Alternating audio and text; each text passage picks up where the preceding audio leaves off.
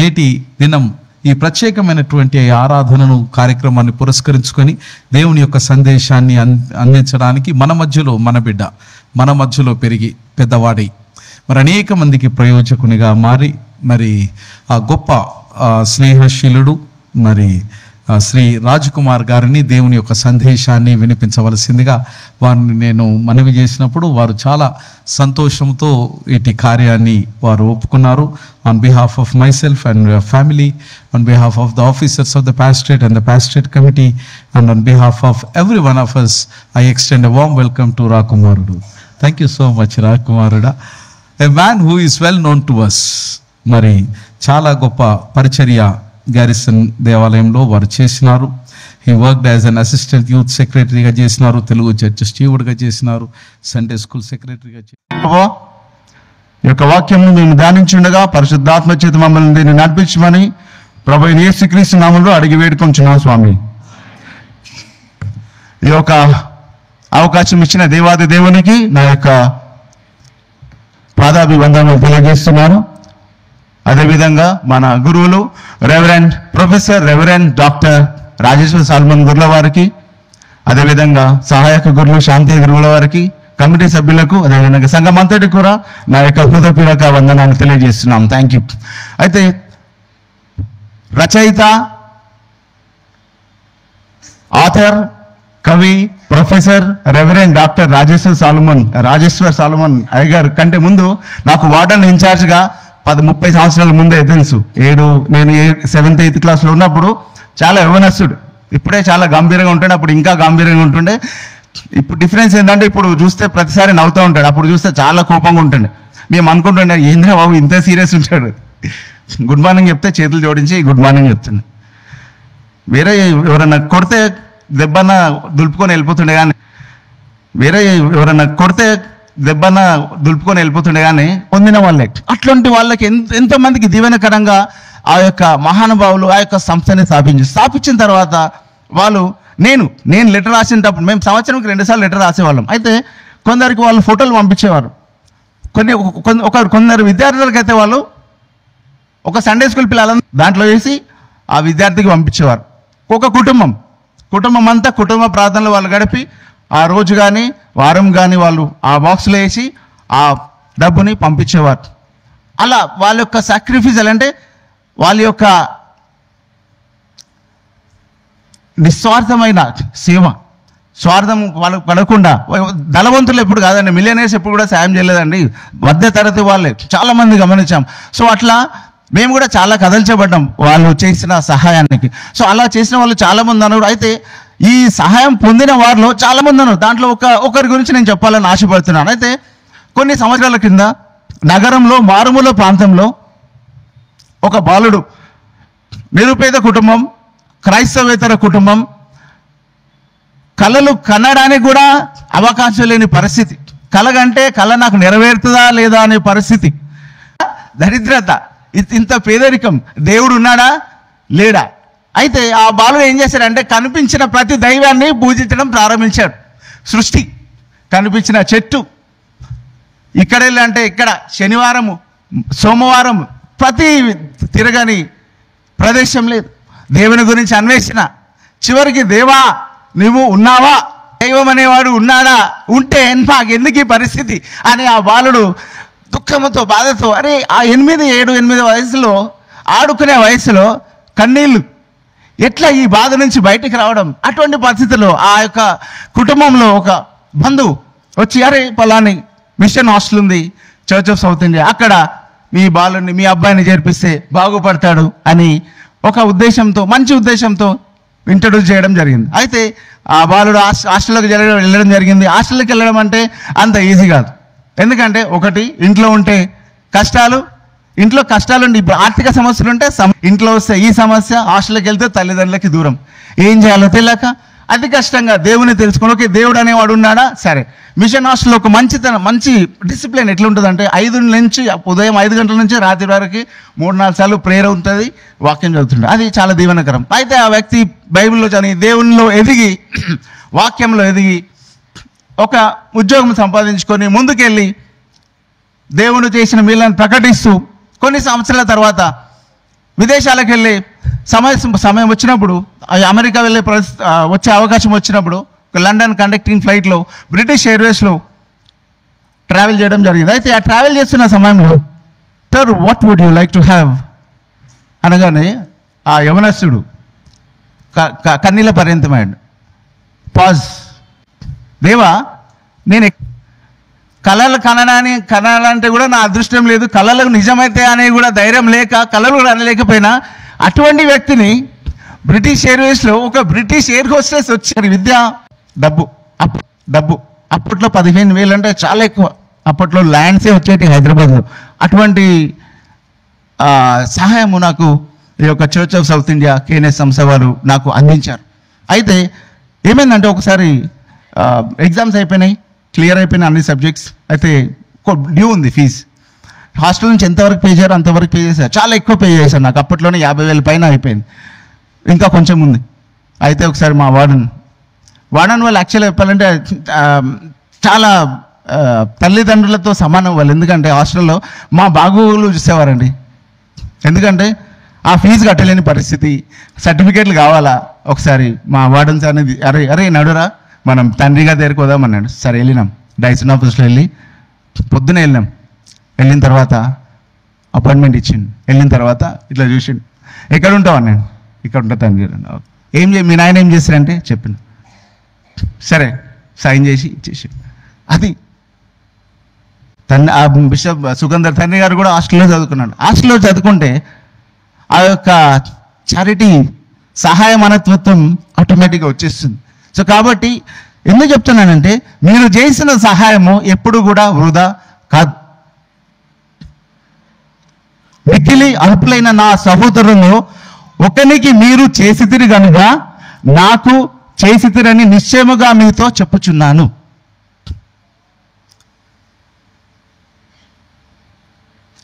నేను అనుకుందాం, ఒకవేళ నేను హాస్టల్లో జాయిన్ అవ్వలేదు అనుకోండి, నేనున్న పరిస్థితులను బట్టి ఏమో చెప్పలేము. దేవుని తెలుసుకునేవాడిని కాదేమో. నేను దేవుని తెలుసుకుని ఒక సాక్షి ప్రతి చోట వెళ్ళిన చోట్ల సాక్ష్యం చెప్పడం కానీ బైబిల్ పంచడం కానీ జరుగుతుంది. అయితే మరి సహాయం చేస్తే ఏమవుతుందంటే మీరు ఫస్ట్ దేవుని తెలుసుకుంటారు. దేవుని ఫస్ట్ మొదటి ఏమి జరుగుతుందంటే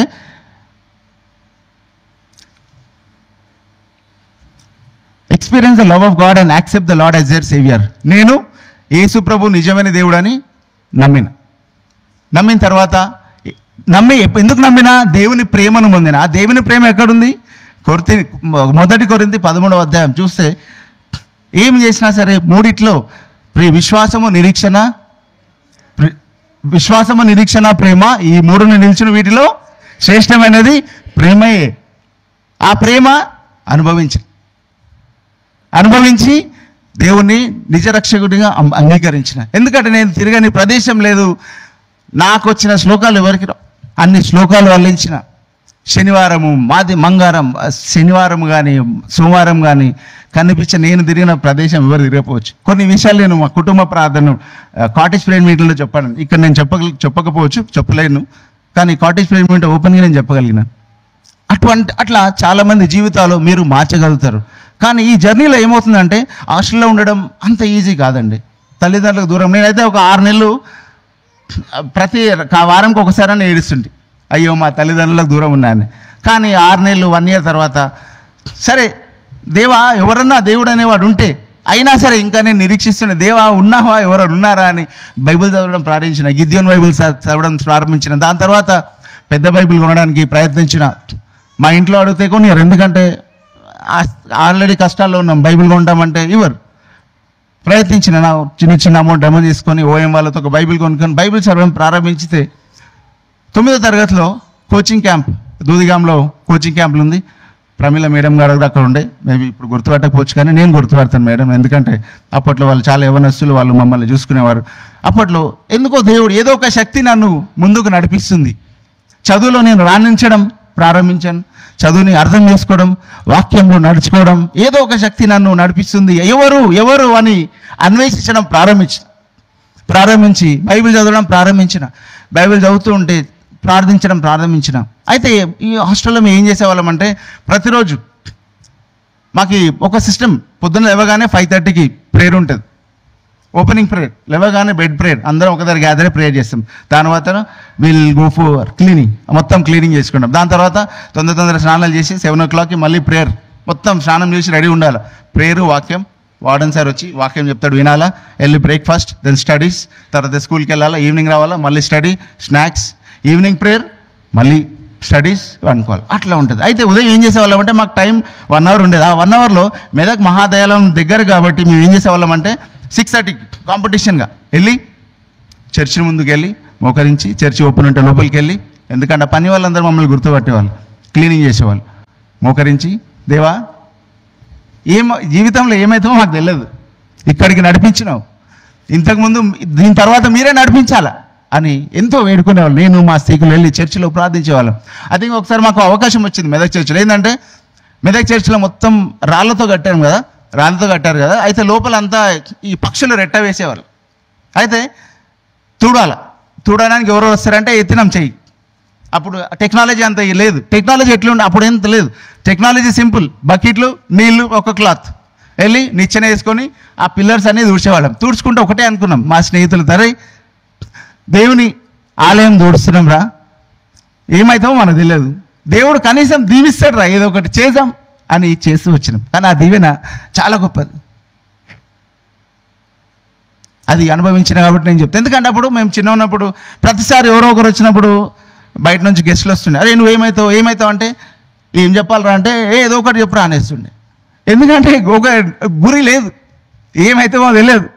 అట్లాంటి పరిసరి నువ్వేం చెప్తాను డాక్టర్, సరే చెప్పురా, నువ్వేమవుతావు అంటే చెప్పు, ఏదో ఒకటి చెప్పు. అట్లాంటి పరిస్థితిలో దేవుడు మంచి ఒక వాక్యంలో నడిపించి ముందుకెళ్తున్న సమయంలో ఇంటర్మీడియట్లో ఏమైందంటే దేవుని తెలుసుకొని మంచిగా భయభక్తులతో దేవుని తెలుసుకున్న, దేవుడు నాకు తెలివి లేకుండా ముందుకు నడిపిస్తున్నాడు అనే సమయంలో ఇంటర్మీడియట్ సెకండ్ ఇయర్లో ఏమైందంటే ఎగ్జామ్స్ అన్ని రాసిన తర్వాత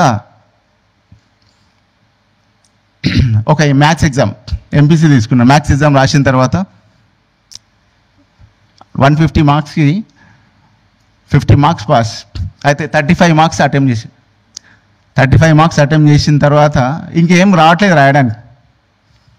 35 మార్క్స్ వస్తే ఏమవుతుంది, ఫెయిల్ అయితే ఏమవుతుంది అక్క తెలుసు, హాస్టల్లో ఏం చేస్తారు, ఫెయిల్ అయితే బయటికి పంపిస్తారు.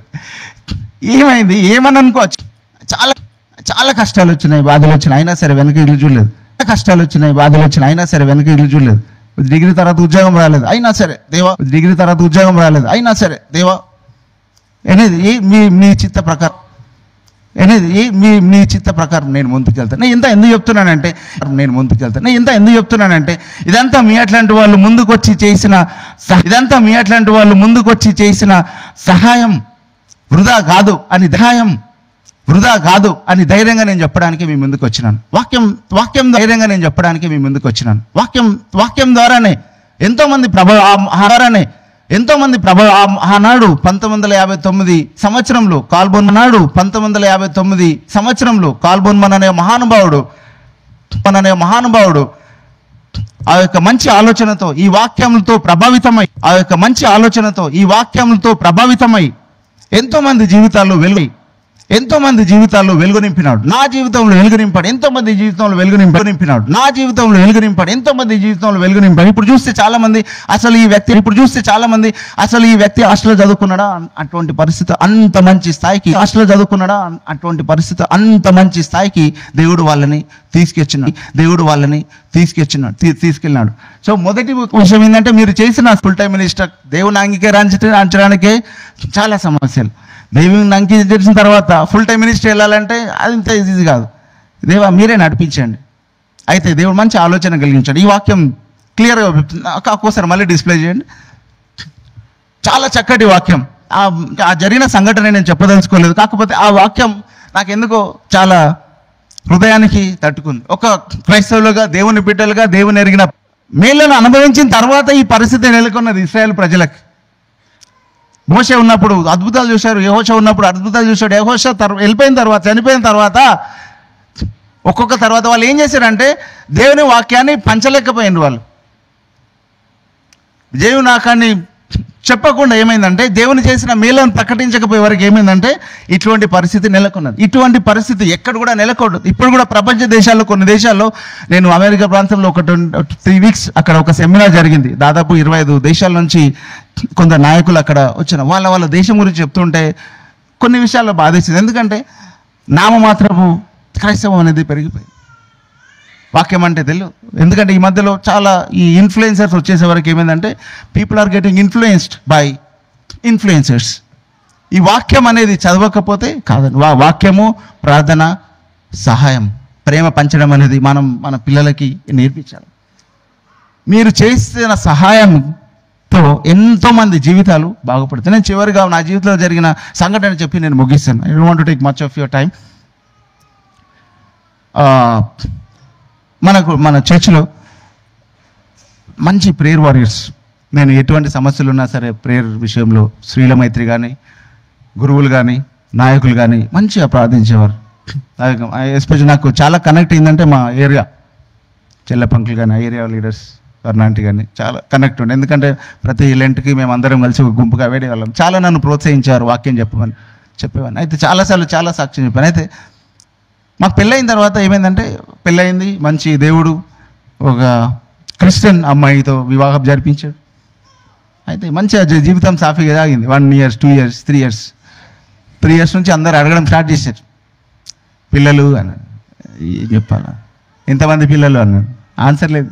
సరే కొన్నిసార్లు అప్పటికి ఇంకా మా బంధువులందరూ కూడా హిందువులే కాబట్టి గాడ చూపించుకో, గీడ చూపించుకో అని వేధించేవారు, అడిగి చెప్పేవారు. ఏం చేయాలని ఫంక్షన్లకు వెళ్ళడం బంద్ చేస్తాం. దాని తర్వాత ట్రీట్మెంట్ తీసుకుందామని మెడిసిన్స్ వాడడం స్టార్ట్ చేసాం. Medicines didn't work. సరే ఓకే. దాని తర్వాత మాకు తెలిసిన డాక్టర్స్ అందరూ కూడా బిలీవర్సే, డాక్టర్స్ మంచి దేవుని సేవకులే. ఒక దేవుని సేవకురాలు డాక్టర్ గైనకాలజిస్ట్ మాట్లాడి కౌన్సిలింగ్ చేసి చెప్పిందమ్మా, ఒక స్పిరిచువల్ బుక్ ఇచ్చి చదువుకోమ్మా, దేవుని నమ్మకో, ప్రార్థించు అని చెప్పిందంట. ఇండైరెక్ట్ ఏం చెప్పిందంటే పిక్యులర్ గారు అని చెప్పిందంట. సరే మళ్ళీ వెయిట్ చేసినాం. చాలా ప్రెషర్ వస్తుంది కుటుంబం నుంచి, బంధువుల నుంచి, స్నేహితుల నుంచి. ఎక్కడ వెళ్ళాలన్నా సరే కొంచెం బాధేసేది. సరే ఒకసారి ల్యాప్రోస్కోపీ అనేది ట్రై చేద్దామని ల్యాప్రోస్కోపీ, మా భార్య వాళ్ళ మేనత్త హాస్పిటల్లో పనిచేసేది. సరే చేపిద్దాం ల్యాప్రోస్కోపీ కూడా. ఆపరేషన్ థియేటర్లో ఆపరేషన్ అయింది. అయిన తర్వాత ఆపరేషన్ ఫెయిల్ అయింది. ఎట్లా ఫెయిల్ అయిందంటే సక్సెస్ అవ్వలేదు. డాక్టర్స్ అందరూ కూడా మాకు తెలిసిన వాళ్ళే, చాలా దగ్గర వాళ్ళు, గైనకాలజిస్ట్ కానీ వాళ్ళ మేనత్త కానీ. సర్జరీ తర్వాత అమ్మాయి వాళ్ళ మేనత్త ఏడ్చేసింది ఆ థియేటర్లో. ఎందుకంటే సర్జరీ ఆమెనే చేస్తుంది కదా, ఏడ్చేసింది. ఎందుకంటే ల్యాప్రోస్కోపీ సక్సెస్ అవ్వలేదు, కన్నీళ్ళు వస్తున్నాయి. మా భార్యకి గుర్తొస్తుంది, ఇంకా అర్థమైపోయింది. ఎందుకంటే అయిపోయింది. ఎందుకంటే పిల్లలు గారు అని డాక్టర్స్ కూడా డిసైడ్ చేసి, నోటితో చెప్పలేరు కానీ వాళ్ళ మాటలతో, వాళ్ళ మేనత్తనే చూసి సర్జరీ చేస్తూ ఏడ్చేసి అయిపోయింది. అప్పుడు మాకు అర్థమైంది, ఠీకే okay, let's leave it to God. దాని తర్వాత మళ్ళీ 6 నెలల తర్వాత మళ్ళీ ఇంకో డాక్టర్ దగ్గరికి వెళ్ళాము. సరే వెళ్ళినాం. ఆ డాక్టర్ కూడా నో అనలేక she did treatment, it didn't work. Then we both of us decided, let us not go here and there. మనకు వైద్యుడు, ప్రపంచాన్ని సృష్టించిన వైద్యుడు మనకున్నాడు, చాలు. దేవుడు మాకు పిల్లలు ఇచ్చినా ఇవ్వకున్నా దేవుని నమ్ముకొని ముందుకెళ్తాం, ఎట్లయితే అట్లా. బట్ వెనకడుగు వేయము, దేవుడే మా రుజరక్షకుడు, దేవుణ్ణి నమ్మి ముందుకెళ్తాం అని చాలా ఉమెన్స్ ఫెలోషిప్ కానీ మన సంఘంలో ఉన్న ప్రతి ఒక్క కుటుంబం, చాలామంది కుటుంబం, మా కుటుంబం గురించి కనిపించినప్పుడు ప్రార్థించి ఆశీర్వదించేవారు. ఆంటీ లేదు కానీ aunty Chandramma climate Barigala aunty కనిపించినప్పుడల్లా, నాయనా నీకు దేవుడు పిల్లలు ఇస్తాడు భయపడకే అంటుండే. ఆ పిల్లలు లేని టైంలో ఏం చేయాలి ఆంటీ ఇట్లా ఉంటుంది అంట. అటువంటి టైంలో దేవుడు ఒక విశ్వాసాన్ని మంచిగా బలపంచండి, సేవకులు మంచి సలహా ఇచ్చారు, బాబు మీరిద్దరు కలిసి ప్రేయర్ చేసుకోండి. ఒక ప్రేయర్ వారియర్ ఇంటికి వెళ్ళిన తర్వాత ఆ ప్రేయర్ వారియర్ ఏం చెప్పిందంటే, మేము ఇప్పుడు అడాప్ట్ చేసుకోవాలనుకుంటామంటే అడాప్ట్ అనేది దేవుని చిత్తం కాదు, దేవుడు మీకే సంతానం ఇవ్వాలని మీరు ప్రార్థన చేసుకోండి అన్నాడు. సరే ఓకే మంచిది. ప్రార్థించడం ప్రారంభించాం. దేవుడు ఎన్నో మేలు చేస్తున్నాడు. కానీ ఈ పిల్లల విషయంలో దాదాపు 5-6 పైన నాకు కౌంట్ కూడా ఇలా అన్ని మిస్క్యారేజెస్ అయినాయండి. ఆ మిస్క్యారేజెస్ అనేది ఆ బాధ అనుభవిస్తే తెలుస్తుంది. హాస్పిటల్కి వెళ్ళాలా, నేను కంట్రోల్ చేసుకునేవాడిని, మా భార్యను కంట్రోల్ చేసేవాడిని కాదు. హాస్పిటల్కి వెళ్ళాలా, మిస్క్యారేజ్ వచ్చేసేయాలి, అది అలవాటు అయిపోయింది మాకు. ప్రతి నెల మా భార్యను ఓదార్చలేకపోయినా చాలా సంవత్సరాలు. అయినా దేవుడు ఏదో ఒక మేలు మాకు చేశాడని చెప్పాను. అది ఇంకోటి ఏంటంటే మా గ్రేస్ ఏం చేస్తారంటే అతిథులకి చాలా అతిథి మర్యాద చేయడం ఒక అలవాటు. ఇంట్లో ఎవరు గెస్ట్ వచ్చినా సరే నా గురించి అప్పుడే హడావుడి వెళ్ళి వంట చేసి వాళ్ళకి తిని పెట్టడం పంపించడమే అది ఒక చేసేది. ఎందుకు చేస్తుండో నాకు తెలియదు, కానీ ఆ ఒక అలవాటు. ఒకసారి మా స్నేహితుడు పక్క బ్రాహ్మణ్ అయితే వాళ్ళ ఫాదర్ ఢిల్లీ నుంచి వస్తున్నాడు హైదరాబాద్కి. రాజ్ కుమార్, మీ ఇంట్లో అతనికి అకామిడేషన్ ఇవ్వండి. ఒక కండిషన్ ఏంటంటే అతను పక్కా బ్రాహ్మణుడు, నాన్ వెజ్ తినడు, చాలా కేర్ఫుల్, చాలా నిష్టగల వ్యక్తి, చాలా కేర్ఫుల్. ఎందుకంటే నేను క్రిస్టియన్ కాబట్టి ఆయన చాలా స్ట్రెస్ చేసి ఇండైరెక్ట్గా చెప్తున్నాడు, be careful. I side okay. So ఆయనకు ఒక రూమ్ అరేంజ్ చేసి అన్ని అకామిడేషన్ ఇచ్చిన తర్వాత పెద్ద మనిషి, elderly person, well educated person, మంచి సంపన్న కుటుంబం. వచ్చిన తర్వాత పొద్దున స్నానం చేసి బ్రేక్ఫాస్ట్ టేబుల్ మీద కూర్చున్నాడు. కూర్చున్న తర్వాత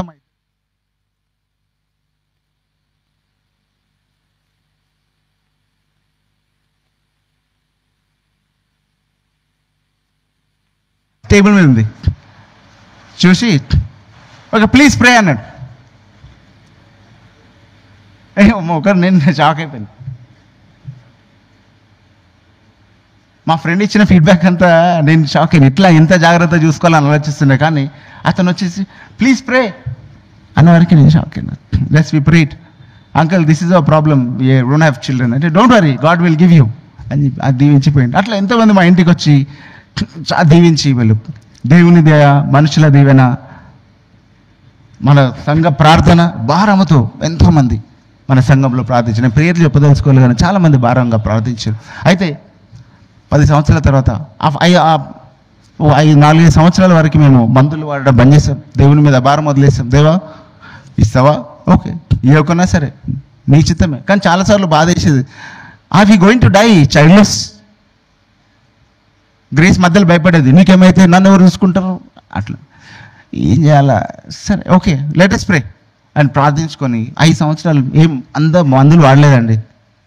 11 సంవత్సరాలకి మా భార్య గర్భం దాలించింది. అందరం ఆశ్చర్యపోయినాం. మందులు వాళ్ళు డాక్టర్ దగ్గరికి కూడా వెళ్ళాం, ఎక్కడ చెక్ చేయించుకున్నాం, ఎక్కడ చెక్ చేయించుకోలేదండి. ఆ 9 నెలలు చాలా జాగ్రత్త, ఎంత జాగ్రత్త చూస్తున్నామంటే పసిపిల్లని కూడా అంత జాగ్రత్త చూసుకున్న తర్వాత మంచి మా కుమార్తెని లియోమాకి జన్మనిచ్చింది. దాని తర్వాత 2 ఇయర్స్కే మళ్ళీ గర్భం దాలించి మా కొడుకు మా కొడుకు గర్భం దాల్చినప్పుడైతే ఏం జాగ్రత్తలు తీసుకోలేదు, మంచిగా ఫ్రీగా ఉండేది ధైర్యంగా. సో దేవుడు మంచి మేలని మా రెండో అప్పుడు మోకరించి ప్రార్థన చేసుకున్నాం, దేవా రెండో బిడ్డ మంచి ఆరోగ్యంతో ఉండాలా, ఆడపిల్ల కానీ మగపిల్ల కానీ. చాలా సంతోషం అనుకున్నాం. మగపిల్ల అయితే నీ సేవలో మీ సేవలో పెంచుతాం, ఆడపిల్ల అయితే నీ వాక్యంలో ఆత్మీయంగా ఎదుగుతామని నిర్ణయించుకున్నాం. ప్రార్థిస్తూ చివరికి డెలివరీ అయ్యే ముందు ఒక 3-4 నెలల ముందు నుంచి ఒక సమస్య. డాక్టర్ ఏం చెప్పిందంటే, మీ గర్భంలో ఒక ట్యూమర్, ఒక గడ్డ పెరుగుతూ ఉందండి బేబీతో పాటు, జాగ్రత్త అని చెప్పారు. లాస్ట్ వరకు 2-3 మంత్స్ స్కానింగ్, ఎక్స్రే అన్నీ ఉన్నాయి మా దగ్గర. చూసినాం. ప్రతి వారం 15 రోజులకు ఒకసారి టెస్ట్లకు వెళ్ళేటప్పుడల్లా చెక్ చేసేవాళ్ళం, ఏమైందని. పెరుగుతూ ఉంది బిడ్డతో పాటు అన్నారు. సరే తర్వాత లాస్ట్ మంత్ స్కానింగ్ కూడా అయిపోయింది. డాక్టర్స్ ఏం చెప్పారంటే, డెలివరీ చేసిన తర్వాత ఆ గడ్డను కూడా తీయాలా, ట్యూమర్ కూడా, బ్లడ్ చాలా పోయే అవకాశం ఉంది, బ్లడ్ అరేంజ్ చేసుకోండి, హాస్పిటల్ కూడా షిఫ్ట్ చేయాల్సి వస్తుంది, సిద్ధంగా ఉండండి అని చెప్పారు. ఠీకే, అంత దేవుని చిత్తం.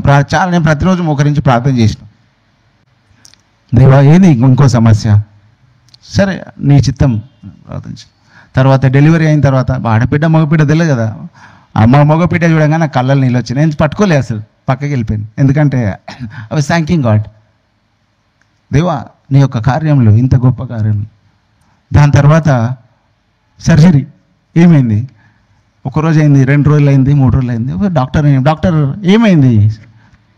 ట్యూమర్ అంటే డెలివరీ చేసిన తర్వాత ట్యూమర్ అంతా వెతికినాం, మాకు దొరకలే అన్న. ఆ ప్రూఫ్ ఉంది నా దగ్గర. డాక్టర్ ష్యూర్ అంటే ఎస్, ట్యూమర్ అంతా వెతికినాం, మాకు దొరకలే అన్నారు. ఉపకారం చేసడానికి డాక్టర్లు చెప్పింది కూడా అన్న, దేవుడు, వైద్యుడు, ప్రపంచాన్ని సృష్టించిన, విశ్వాన్ని సృష్టించిన సృష్టికర్త, స్వస్థతనిచ్చే దేవుడు మనకుండగా ఎందుకు ఆలోచించలేకపోయింది. ఇదంతా కూడా ఒక విశ్వాసంగా మేము కుటుంబంగా ఎదగడానికి కారణం ఎవరంటే మీరే, మీలాంటి వాళ్ళు చేసిన సహాయంతో ఇప్పుడు ధైర్యంగా వచ్చి నేను చెప్పగలుగుతున్నాను. సో కాబట్టి మీ అందరూ కూడా ప్రార్థనాపూర్వకంగా ఈ యొక్క సహాయ సహకారాలు అందించాలని మనస్ఫూర్తిగా కోరుచుంటూ, మీ అందరూ కూడా అదేవిధంగా అవకాశం ఇచ్చిన గురువులకి, గురువులు, కమిటీ సభ్యులందరికీ మీ అందరూ కూడా మా యొక్క హృదయపూర్వక ధన్యవాదాలు తెలియజేస్తూ ముగిస్తున్నాం. Thank you.